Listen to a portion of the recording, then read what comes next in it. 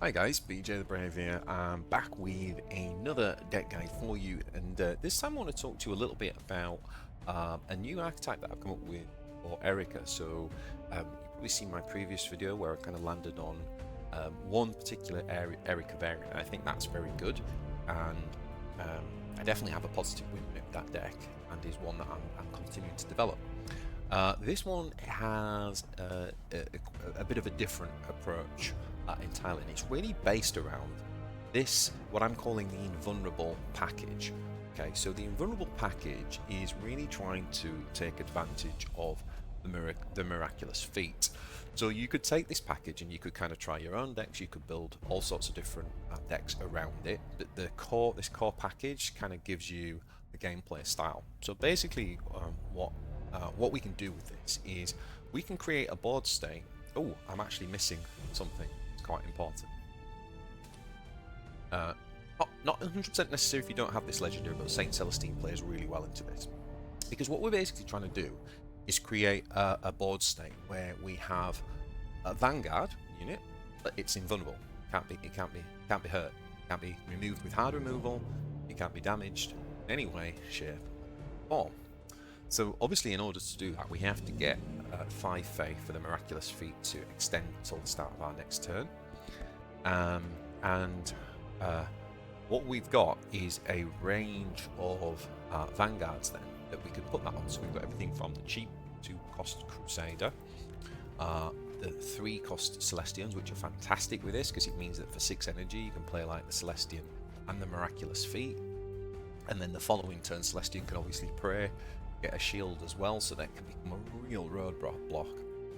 Dialogus is fantastic in this deck because Dialogus means that any other non-Vanguarding bodies that we put down, we can use Dialogus to give Vanguard, such as Saint Celestine, who is invulnerable anyway. So not only we've got the 2 miraculous feats, but we've got Saint Celestine who can come down and off of Dialogus can immediately be an invulnerable Vanguard unit. And then we also have, not that card, sorry guys, I'm obviously picking all the wrong cards. That was meant to be the 6-drop. Here it is. Yeah, the Celestian Secrescent. So what we've got is a range of vanguards that can all give a miraculous feat, and then we've got Dialogus who can create more vanguards, and then we've got Saint Celestine who can not only gain vanguard from Dialogus, but automatically comes with the ability. So what is the point of this package? Well, obviously, when we're in a tempo war, where we're trying to develop the board and fight for control, and they're trying to develop the board and fight for control, we can maintain that, even if it's pretty even, and then we hit a turn where we can create this board state with an invulnerable Vanguard. That gives us a massive advantage to be able to go on and take over the board. So with that in mind, what I did is build my first build around this package, and what I'm calling it is I'm calling it Impenetrable Faith, because it's a faith build, but it's impenetrable, yeah. So obviously with that invulnerable ability package. So what we've done is to build around that is obviously put the double devout warriors, because we want to be able to draw into those combos that we've talked about. I say I'm only running 1 Crusader in here because we do have quite a lot of Vanguard, right, in terms of what the Dialogus can create and the ones that we just talked about. So I feel like you can get away with less. I still like having just 1 though, because again, it can be that turn where you get to play the miraculous feat combo on it for very cheap, essentially for 5 energy, which is pretty awesome.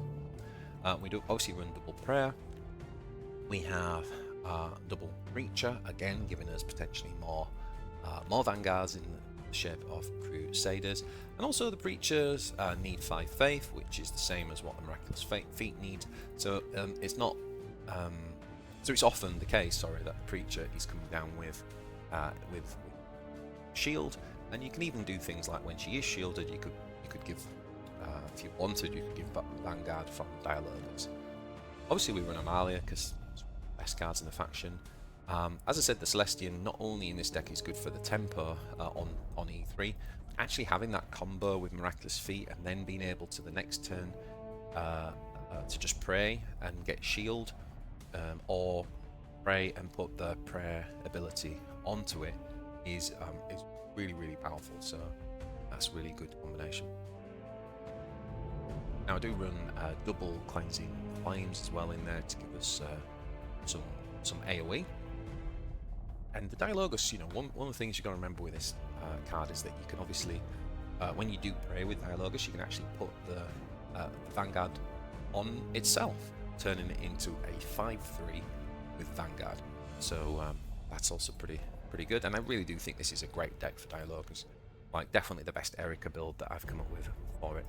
I do run a single relic. Now, if you want to run two for consistency, you certainly could. I would say that you could drop potentially Crusader, or maybe even one of the Celestian Sacrosanct if you wanted to put the second relic in. But I've been finding it okay with just the one. Obviously we run the Seraphins. I'm really loving this card. I think the card's even without the Faith, it still does what it needs to do. So I think Seraphins are a good card now. Aeldari is insane in this deck. In particular, she goes off with like Vanguards, and obviously there's an opportunity to hide her if it's later game, like to actually hide her behind like one of these invulnerable turns. Aeldari is absolutely fantastic in the deck. We do run obviously Divine Intervention and the double Dominion Superiors, which, you know, in Erika decks, as far as I'm concerned, this card is pretty much an essential now. You know, the combination of this and the Warlord talent with 3 Faith, that basically means you're doing 5 damage just from that alone. So they're superb. Now we do run the Celestian Sacrosanct, and again, you know, being able to kind of pray when you've got Aeldari down, these things, or just to make it invulnerable and then really punish trade. Really powerful. And even sometimes, you know, you might actually find yourself using a miraculous feat when you don't have the 5 on something like Celestian to trade into something big. Imagine your opponent's got like a Necron Lord or something, and you can just trade it in. You don't take any damage, he does. So you've got to know like when to not be greedy and to use the feat in that capacity as well. Now we do run double Stern, who I am starting to absolutely love in Erika builds in particular. Just lots and lots of synergy with Stern. She's another one that could be benefit from the miraculous feat if you wanted to. Although you really do want to be trying to use this on a Vanguard unit, I think, most of the time. Zephyrins, again, fantastic. We can bring them on with when we need that kind of emergency removal. And Saint Celestine, I've already talked about. I mean, if there's ever a deck that Saint Celestine really shines in, it is this deck. Like, it's crazy good bringing her down with Dialogus and getting that invulnerable board automatically. So that's the deck that I've gone for. I say we want to really be banking for tempo until we can kind of get that combo to take over. And also we need to be mindful of when Erika gets her 3 Faith, kind of got to, at some point in the game, you've got to start kind of like looking to end the game. And, you know, just attacking with your Warlord every turn and the power, that's 5 damage a turn that you do. That's more than Gordrang, guys. You know, so don't forget you can dial up the aggro with Erika. That's why I think she's actually a really good mid-range Warlord. She can do nice kind of like decent controlly things to a point, but then she can kind of switch to the beatdown when she needs to. Again, I often say when I talk about the beatdown, I've done a really good video on in my Warpforge fundamentals on who is the beatdown. So if you've not seen that video, go and check that out. Okay, so let's jump into some games and let's play against Imotekh first. These are all games against obviously humans on ranked, in case you're wondering. So we actually decide to keep the Stern, and this is something that I'm starting to kind of consider certain matchups when to keep it and when not to. And we do keep it. We had a good start really. We got the 2-drop and we've also got the 4-drop flanker, so we just go ahead and heal there.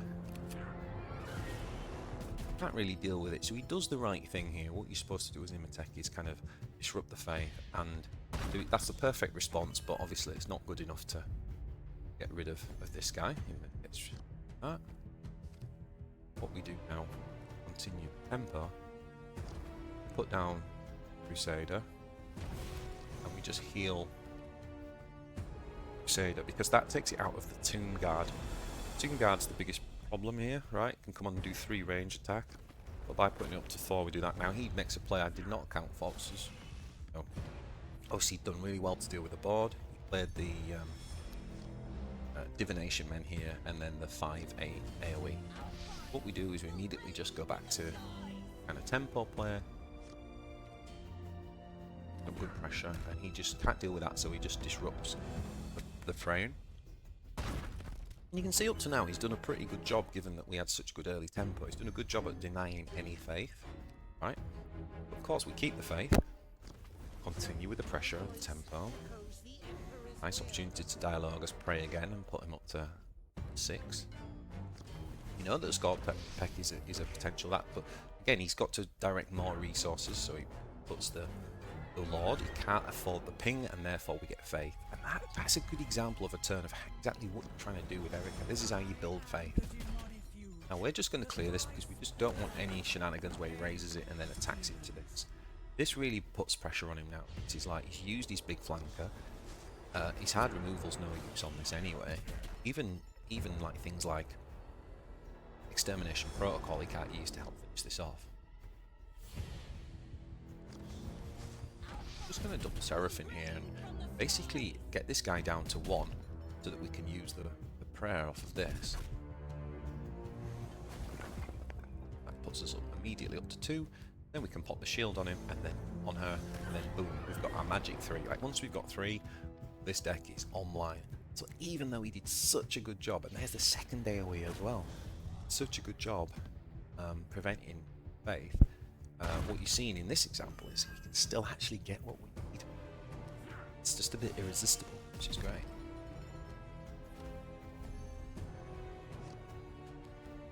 There's a couple of ways we could have played this turn. We decided to be a bit more mana efficient. Didn't want to go with the Aestrid play. Decided to just basically reserve the health, put a bit of damage on, boost it with Erika. Now we start pinging Imotekh with our 3 damage. So obviously he's trying to play around our weakness of the range attack. This is with a scythe.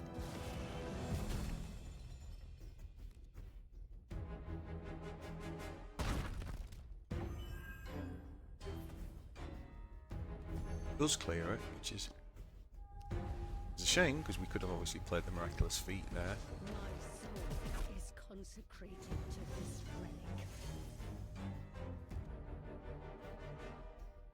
So we went for the 50-50 on the 2 to 3 damage. We needed 3 and we got 2, unfortunately. Still don't know if I've ever got 3 this thing.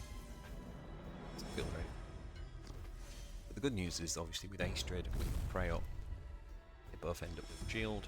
Obviously Aestrid gets the buff, but that draws out Methodical. That's okay because again he's not developing the board. He's still ahead on tempo.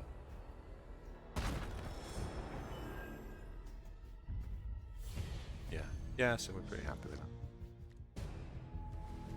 Okay. Now we've got a turn where we can actually go with a miraculous feat. I have vanquished And to make this invulnerable.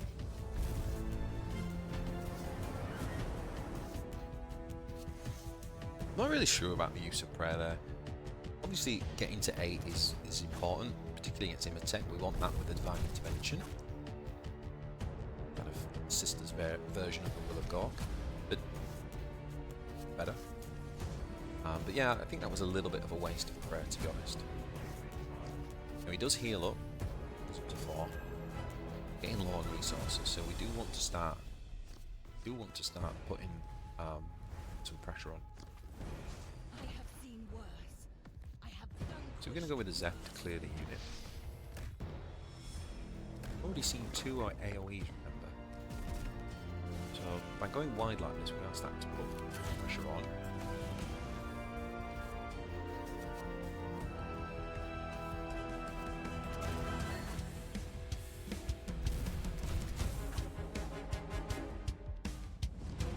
Down to 6 health now. Just see how that merge got us ahead. There's just nothing he could do to the board really. This is a pretty good turn from him. It's like throwing everything in to kind of try and bring it back. Obviously this is attack now, so it can finally be pinged. that extermination protocol. Does he get the 50-50 on the 3 damage? Yes, he does. So, pretty good, impressive turn for him to be able to clear the board from that stage, but it's already too late, right? Put pressure on. 3 from this. We've got 3 from Cleansing Flames. Superior. And obviously Erika's attack as well. Yeah, so pretty nice game there, like showing off the miraculous feat combo as well, and really putting that kind of tempo pressure to beat down Imotekh. Okay, so next up we have Chaos and Haarken. So we don't need miraculous feat in our opening hand, but we do have the Crusader, and we're going to keep Stern again in this match.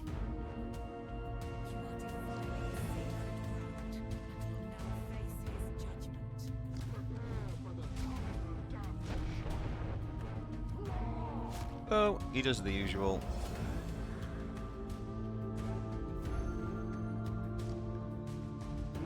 Now we've got a couple of options here. Obviously we decide to go with the Breacher and just heal the Breacher.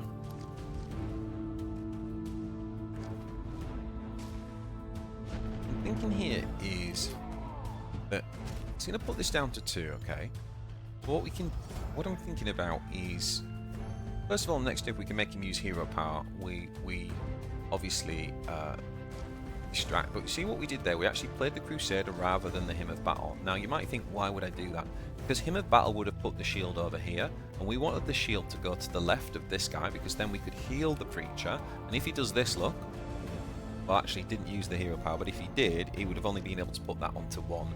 So that was the thinking there. It meant he couldn't disrupt the prayer. So a slightly more deliberate turn there than the kind of like normal maneuver. And obviously we're already now up to 3, so our Warlock power is fully online. Just going to keep healing this, not attacking here. Okay, we're already drawing out a Spawn-dom, which is nice.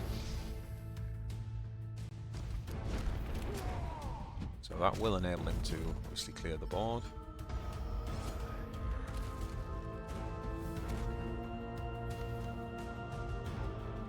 Now in these sorts of board states, we want to go for tempo, right? We want to just used a lot to try and clear our board, so we want to kind of put pressure on again. So we are just going to drop the Dominion. Obviously they are all going to come down with Vulnerable now, as he played the Adulterous Despoilers. So again, the Helldrake disrupts the prayer, but again he spent his full energy reacting to our board, so we're happy, and this gives us the perfect opportunity to drop Stern Proactive. This is exactly how you want to be using Stern. You want to be making sure that you're ahead when you get there, so that you can be the proactive one, knowing you can't do anything from hand to touch it. But I mean, he's got flankers, sorry, but he can't use spells.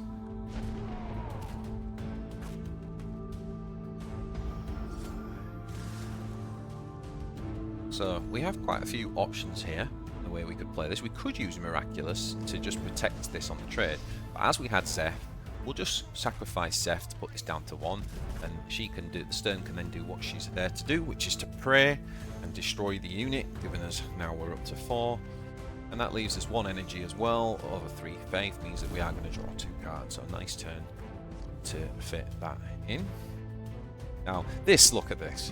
Plays the Unholy Smite. Who is playing that card? Right, that is a good way to get rid of Sterns, Chaos players, but nobody's running that. So I think I probably cursed to the gods a couple of times after that play when I saw that. But you know, the good news is that again, it's all removal, and he's not able to get proactive on us on the board. So that's exactly what we do. We make good use of our energy there. We're going to be trying to use our hero power every turn now that it's online, really maximising that value and maximising the hand as well. Okay, trades in, drops Noise Marine. Now this is the turn where our prayer goes off and puts us up to 5 faith. Yeah, is that right? No, it isn't, because he actually used them. Okay. Not there yet. So we're going to use Amalia to just clear this off, because that means that we can still use hero power and still drop a 4-drop, so we can really put that pressure on with the Dialogus.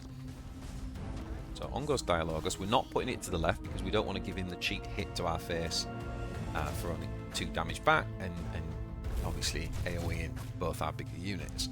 So you have to think about your board positioning a lot more when you play against Haarken. And in comes the second Helldrake strike. Really nice Helldrake board for him there. So we're getting very low on health. And annoyingly, we still not quite got that 5th point of faith because of all the AoE damage that we've had in this game.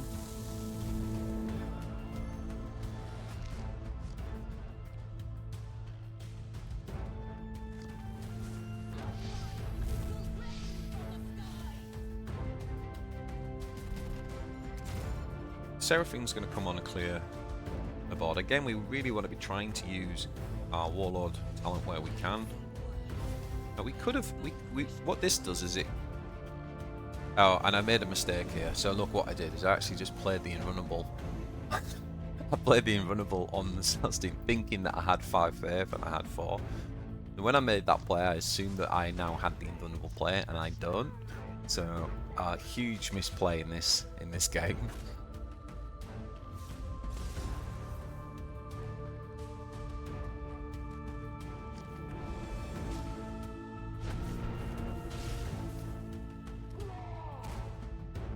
So yeah, we've really let him back in. Having played pretty well up to that point, we've really let him needlessly back into the game there. However, what we can do now is because we've got the prayer, and the second beat is we can definitely pull it off this turn. So we're just going to pray, put the shield on to give us the guaranteed 5, and that means we've still got 7 energy, which is all we need to drop the Celestian and make it invulnerable.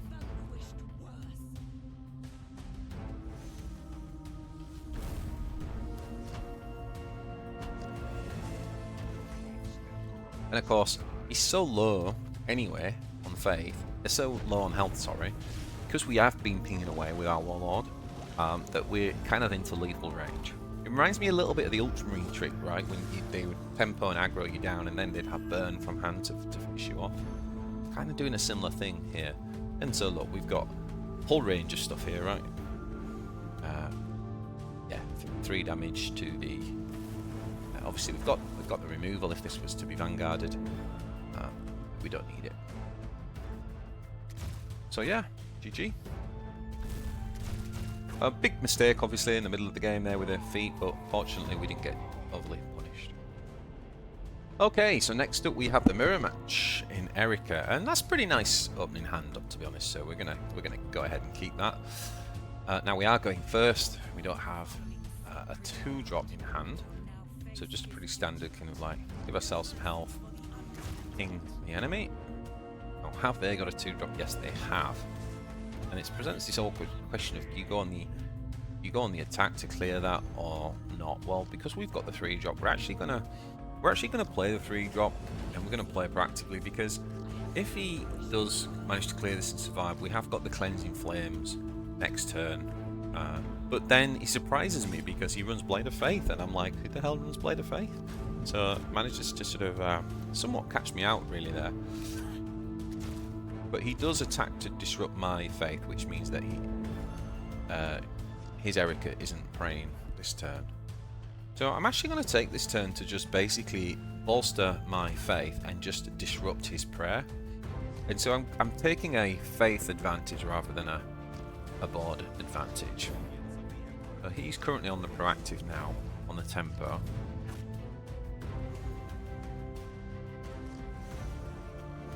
And I thought about the Cleansing Flame this turn, but actually I figured that a much better turn would just be to use the Seraphim and clear the 4 health unit. And I feel like that gets me a much better board state. Obviously he can play a Crusader here, but he doesn't. Instead he uses it to just give himself faith, and now he's also up to 3 faith, and that means his Warlord ability is on fully online.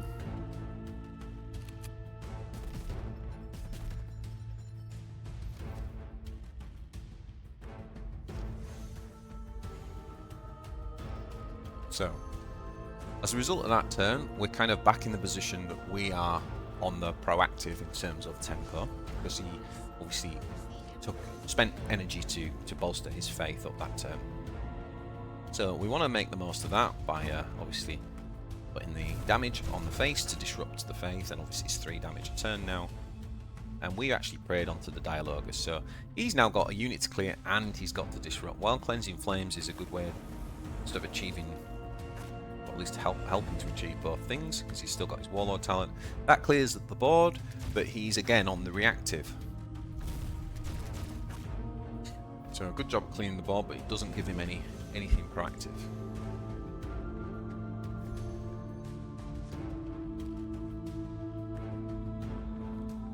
We're going to go ahead and drop our legendary here, again making a nice sort of mana efficient play. We could have gone ahead with the Dialogus and actually drawn cards. We could have done it that way this turn. May have even been better, to be honest, because then if the Dialogus survives, obviously it could make Astrid, sorry, probably make yourself, probably make herself have Vanguard, because she'd then be shielded as well. So that was an alternative line of play we could have made there, but both of them were pretty good, and we drew out his card removal there on the 5-drop, so somewhat happy to kind of see that used in that situation, even though it's by no means like a bad play on his part. So we're going to actually go ahead and draw first here. And there's a lot of ways we could do this, but I decide that there's a kind of great opportunity here to go proactive on the Stern. Now, because we've already seen the Divine Intervention, Stern feels super safe to obviously any spells. It's more a question of whether he's got the Zeph, which it doesn't look like he has. Can't target Stern with the Fury of the Righteous. The good thing about Fury of the Righteous as well, it does 1 ping and then it does 2, so really good at getting rid of this board state here where Erika's shielded up. We are a little bit behind on health, so he might be thinking he's going to race us. But perfect kind of combo here, right? Because the hero power gets rid of that shield and disrupts the prayer. And then Zeph puts this Astrid down to 1, which is just about perfect range for Stern to do her prayer and give us a bonus to our faith, going up to 5.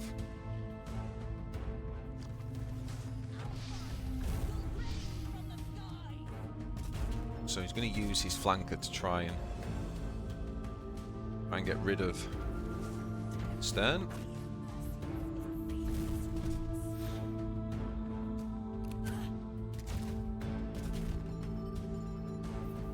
Nicely done.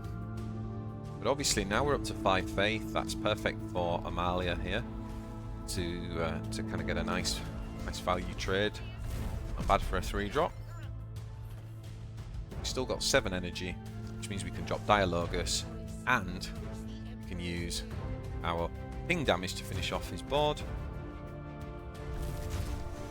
And we're actually putting the heal on the Dialogus. Now then, he drops St. Catherine, the Triumph of St. Catherine. And there's a few things we could do here. We could obviously go for the removal, but we actually choose to go to a bit of a beatdown policy here because we have the combo. So we smack in face for 2 damage from our power, and we actually go in with all of the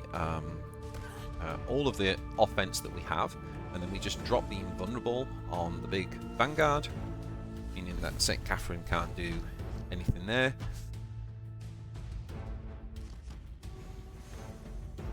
So he prays to get a 0-cost card.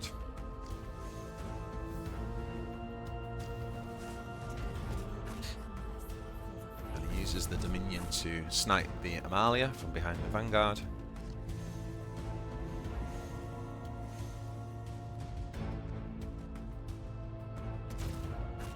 And he heals himself.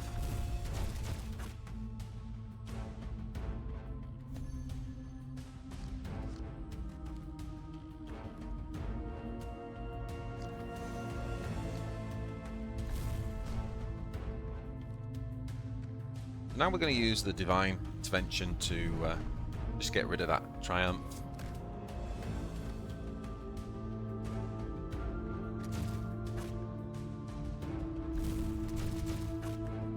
And then obviously with 7 energy, we get a really, really powerful use of 4 energy here. We get a Divine Shield Creature. And we get the OP Crusader.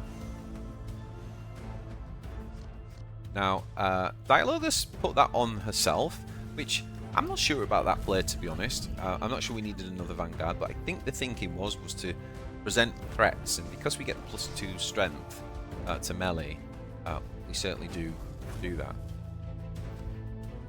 And a really nice kind of combo play. So that really reveals to us that he was playing a much more sort of control-based Erika, because he was sitting on that Martyrs plus Arco-Flagellant, and this does a serious amount of damage, especially when he hits us then with a Fury of the Righteous, and hits us with his face. So we're basically down to 2 health. But again, because we made the kind of offense turn when we did, we were actually able to just get him down low enough again to be able to finish. So again, with a mid-range deck, you really want to be thinking several turns ahead and trying to think about like when to turn that corner and when to kind of put the beat down on, because this deck actually has a fair bit of range. You get to the late game with her power doing 3 damage every turn. So that was a close one, really good game. Alrighty, time for some ultramarines. So we're actually going to get rid of that entire hand. We're going first. We could keep Amalia for tempo.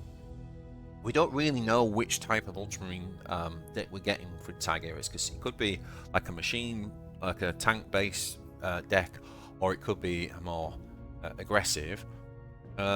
Maybe I'd keep Amalia if I was thinking it was definitely aggressive. But I've kind of gone quite aggressive here on the Mulligan, and it hasn't worked out great. I'm not gonna lie. they're not the best cards. I mean, having the Cleansing Flame is pretty good, but the other 2 are not good. So we just basically do what we can here, and he immediately tempos out the Stern Guard. So we're in a bit of trouble here, immediately up against it, because we really don't have a good play. I mean, we've got the Celestian obviously, but it's not going to do too well here into this. So we just give it as much health as we can and pray, literally pray. And then he has the 3-drop follow-up, which we kind of knew he would have, because that's why else would he have high factoried out that last turn, right? So now we are in a diabolical state, but fortunately we have the Cleansing Flames. We are going to have to use that now, and that means taking 3 damage with Erika and not praying, just to kind of deal and reset the board. So we've you know, it's not a great start. We've lost a lot of health already, but the Cleansing Flames does bring us back, and it's a question of what has he got now on turn 4. Now, you've seen in the previous games, we really want to fight hard to be proactive, and against Ultramarines that's difficult, and he drops the Chaplain. And if you look how poor our hand is, playing this is not going to do anything. So we do something that, again, a lot of people might be loath to do, which is we drop the Divine Intervention. Now, I think that is the correct thing to do when you think about what the strategy is with this. There's no point trying to hold that for some dreamy 8 faith removal, right? Like, you need to fight for the board, and you need to fight for it now. Now, he plays the Avenging Zeal, which is also terrifying, but it does give us the opportunity to get on board first, the first time in the game. And if we'd not done what we'd been doing, we wouldn't have that. So now we've got this great opportunity to slam down Stern, and it's a bit of a problem for him, because obviously he has got 4 attack to go into it, but he can't do anything from hand other than I guess the 2-drop flanker would have been the best thing he could have had, but he doesn't have it. And he's actually playing quite an aggressive deck, so he ends up with 2 firstborns somewhat low to the ground. Draws a card. So we've got 7 energies to play with this turn. We're still at 0 faith. We decide to go with the Seraphim player, because with the 1 damage from the hero power, putting this to 2, That means that Stern can guarantee remove the big firstborn. That gives us a faith point, and that means that this Seraphim can now easily trade with this first one. And we've actually got the board, and we're going to go ahead and slam the preacher as well. And we're going to actually heal ourselves, because already I'm kind of getting nervous with him being on 4 health. I'm kind of nervous about my Warlord's life total. So rather than buffing the units, I just went ahead and healed myself. And so nice play by him there. He's able to clear. Now, look what we do here, guys. Again, might not be a play you would always think to do, but we can't be greedy when you're in this kind of race type of matchup, right? So we play the feat just to give us essentially a shield, right? Now for 3 energy, that's not the end of the world. You think about what you would pay for a shield in Tau, or even like with Tigurius pays, I think it's 4 energy. So getting it for 3 is still okay. It's still pretty good, and that's what enables us to clear there. And obviously we managed to get a good blocker down. Now because we did attack, obviously we lose the camo, and that gives him a window of opportunity for the insta kill. But that means he's not developing the board, so we are still ahead. Now he's going to use the smite just to disrupt, but at this stage we're not too worried, because we managed to get our 3 fate, which is all that we need for a fast matchup. So now we're going to say, okay, we're going to start racing with you. We've got the board, you've got the bigger Warlord in terms of health and stats, but we are doing 3 damage a turn from our power, and we've got some very nice mid-range units, including Vanguards as well. So what we did there, we healed the Crusader, and then we put the prayer from the Dialogus on it to give it 6 attack, and attacked, knowing that it wouldn't die, it would survive. So he goes ahead and pops his Humanity Shield, finishes that unit off. So whatever we do here, we won't be doing any more damage to face. The problem with this Humanity Shield play is like, it's not done enough in terms of developing the board. So we're obviously just going to focus on really setting up for next turn, controlling the board. And he actually puts a shield on Kronos as well. But again, the problem with shields against sisters is, well, specifically against Erika, but you know, is this Warlord power is so good at dealing with shields. So Fury just pings the shield for 1, and then does 2 damage to Kronos' health.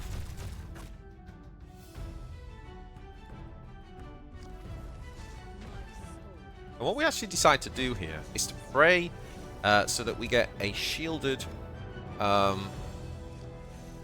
extra armored Vanguard, and then we just heal up. Down comes Tigurius to give him a blocker. Remember, he used Humanity Shield last turn, so he's very much making like defensive plays at this point, because we're able to fight the board, get back into it.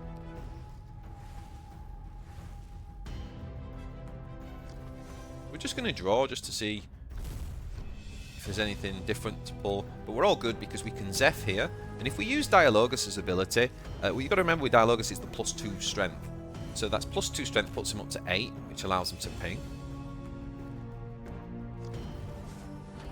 And that means that with our Warlord power, our Fury of the Righteousness, we can easily get rid of this.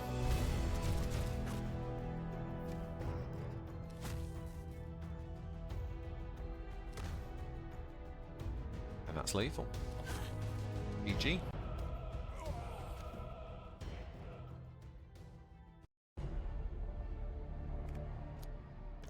So there you go, guys. That is my Impenetrable Faith deck.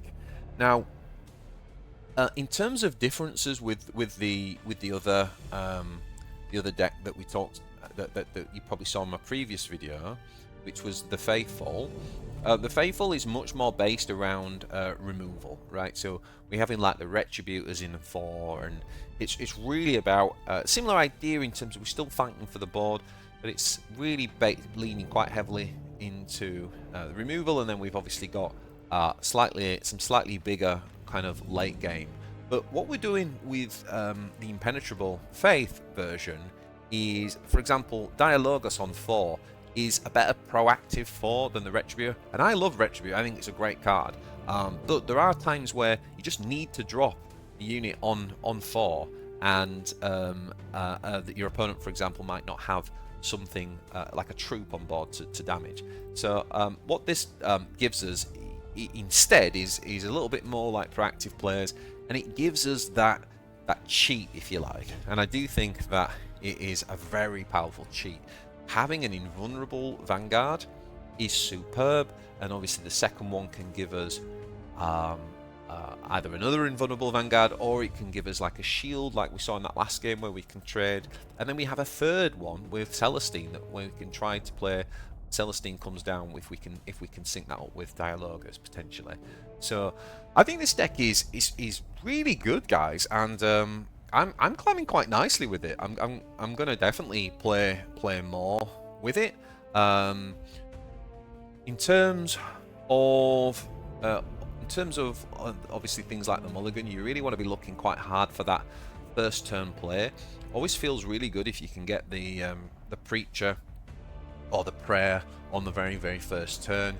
For example, that into Celestian and then into Seraphine is just a beautiful opening. So you do want to mulligan correctly. I'm still not sure on whether you should be keeping Stern or not. I quite like it if I've got a decent early game hand already. I quite like to keep the Stern, because I think if we can play proactively and we can drop that on E6 proactively, then it can be a real problem and sort of carry us through those 2 to 3 mid-game turns with an advantage, and help us build up our faith as well. So yeah, that's my Impenetrable Faith build, guys. Let me know in the comments what you think to this one. I hope you enjoy it. Go and test it, play around with that invulnerability package and make some changes yourself. Let me know what changes you see in the deck, and but I really like this. I think this is a pretty powerful deck, to be honest. So yeah, thanks for watching. Please like and subscribe, and I'll see you in the next one.